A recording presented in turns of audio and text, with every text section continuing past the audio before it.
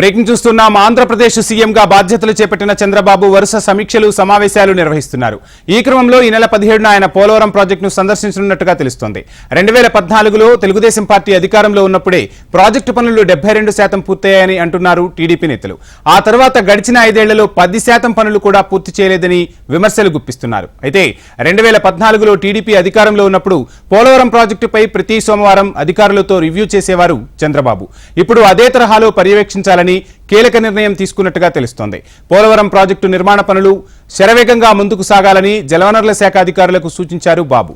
రాష్ట్రంలోని మిగతా ఇరిగేషన్ ప్రాజెక్టులపై అధికారులు ఖచ్చితంగా దృష్టి సారించి పనులు వెంటనే పూర్తి చేయాలని ఆదేశించారు ఆంధ్రప్రదేశ్ సీఎం చంద్రబాబు.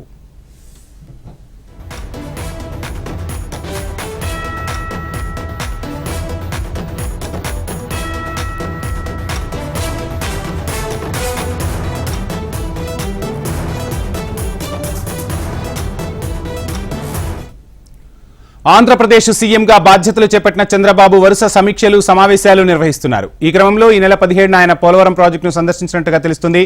ఇదే అంశానికి సంబంధించి ఓవరాల్ డీటెయిల్స్ అందించేందుకు మా ఆంధ్రప్రదేశ్ కోఆర్డినేటర్ రాజేష్ జాయిన్ అవుతున్నారు.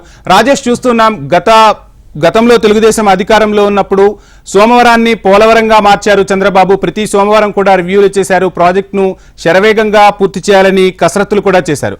మరలా అదే దిశగా చంద్రబాబు అడుగులు వేస్తున్నట్టు తెలుస్తుంది. ఇక 17న బాబు సందర్శనకు సంబంధించి ఫుల్ డీటెయిల్స్ ఏంటి?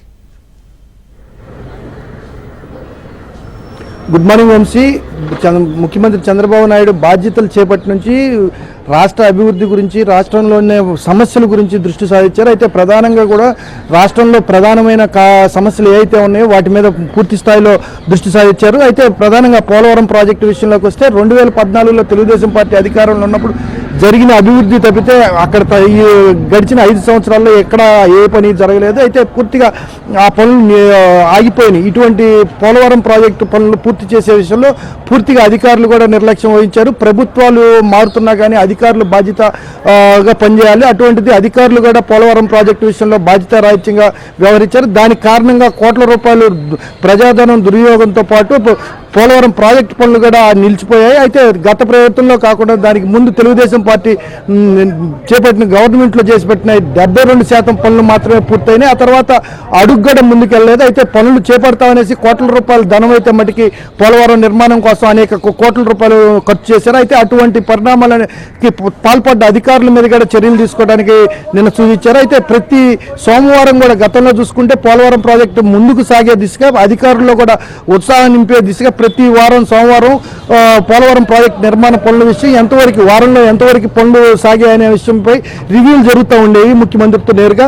అయితే అటువంటిది క్రమంలో గడిచిన 5 సంవత్సరాల పోలవరం ప్రాజెక్టు పనుల గురించి ఆరా తీసిన నాయకుడే లేడు. అదేవిధంగా దాని మీద దృష్టి సారించిన అధికారులుగా లేరనేసి చంద్రబాబు నాయుడు నిన్న జరిగిన రివ్యూలో అధికారులను హెచ్చరించారు. అయితే ఇప్పుడు జరిగిన నష్టం ఆంధ్రప్రదేశ్కి పూర్తిగా గడిచిన 5 ఏళ్లలో జరిగిపోయింది. అయితే రాబోయే 5 సంవత్సరాల్లో కూడా ఖచ్చితంగా అనుకున్నట్టు జరగాలి. ఖచ్చితంగా అన్ని పనులు పూర్తి కావాలి. అన్ని ప్రాజెక్టు పనులు కూడా పూర్తి చేయాలని అధికారులకు ఆదేశాలు జారీ చేశారు. దీనికి సంబంధించి రేపు 17వ తారీఖు పోలవరం ప్రాజెక్టు విజిట్ చేయనున్నారు ముఖ్యమంత్రి చంద్రబాబు నాయుడు. అయితే ఈ 17వ తారీఖు విజిట్ చేసే క్రమంలో అక్కడ ప్రాజెక్టు పనులకు అవసరమయ్యే పరిస్థితులు ఏంది, అక్కడ అవసరం ప్రజెంట్ అత్యవసరంగా ఏమేమి మనం సేకరించాలి, ప్రభుత్వం నుంచి ఏం అవసరం అనేది అంశాల మీద అధికారులతో రివ్యూ చేశారు. అయితే గడిచిన కాలంలో ఆగిపోయినప్పుడు మొదట పోలవరం ప్రాజెక్టుకి ఏదైతే 23,500 కోట్లు కేంద్రం మంజూరు చేసింది. అయితే ఇప్పుడు మరో 30,000 కోట్ల రూపాయలు అవసరమయ్యే పరిస్థితి ఉంది. అయితే ఆ 30,000 కోట్ల రూపాయలు నిధులు కూడా కేంద్రం నుంచి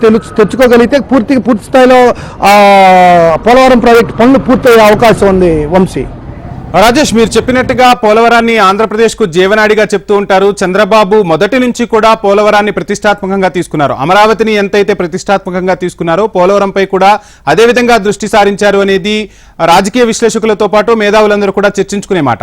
ఈ నేపథ్యంలో నిమ్మల రామానాయుడిని నీటిపారుదల శాఖ మంత్రిగా బాబు నిన్న శాఖను కేటాయించారు. బాబు అంతా తానే వ్యవహరిస్తున్నారు. అంటే ఒక రకంగా చెప్పాలంటే కొత్త మంత్రివర్గానికి సూచనలు కూడా చేశారు. ఈ నేపథ్యంలో నీటిపారుదల శాఖకు సంబంధించి బాబు ఏ విధంగా కసరత్తు చేస్తున్నారు? ఒక పోలవరం ప్రాజెక్టే కాకుండా మిగతా ప్రాజెక్టులు, అదేవిధంగా తెలంగాణతో కొన్ని నీటి వనరులకు సంబంధించి జల సమస్యలు ఉన్నాయి. ఈ నేపథ్యంలో బాబు వ్యూహం ఎలా ఉండబోతోంది? వంశీ ఒక పోలవరం ప్రాజెక్టే కాదు, రాష్ట్రంలో ఉన్న సగం పనులతో పూర్తయిన ప్రాజెక్టులు అన్నీ కూడా పూర్తి స్థాయిలో ఇరిగేషన్కి సంబంధించిన వ్యవహారాలన్నీ కూడా పూర్తి స్థాయిలో అధికారులు సమీక్షించాలి. ఖచ్చితంగా ఈ 5 ఏళ్లలో పూర్తి స్థాయిలో ప్రాజెక్టు నిర్మాణాలు కావచ్చు, డ్యాములు, చెక్ డ్యాముల విషయంలో కావచ్చు, ఏవైనా కానీ ఎక్కడా కూడా ఆగిపోకూడదు. ఖచ్చితంగా వాటికి ఎంత బడ్జెట్ అవసరమైనా కానీ కేంద్రం నుంచి తెచ్చే బాధ్యత అది. అధికారులు సమన్వయంతో పూర్తి చేసే బాధ్యత మీద పూర్తిగా అధికారులను హెచ్చరించారు. దీంతో పాటు కూడా కొత్తగా నిమ్మల రామానాయుడు కూడా బాధ్యతలు చేపట్టిన ఖచ్చితంగా ఎట్టి పరిస్థితుల్లో సచివాలయంలో అందరూ కూడా మంత్రులుగా బాధ్యతలు తీసుకున్న ప్రతి ఒక్కరు కూడా సచివాలయానికి హాజరవ్వాలి.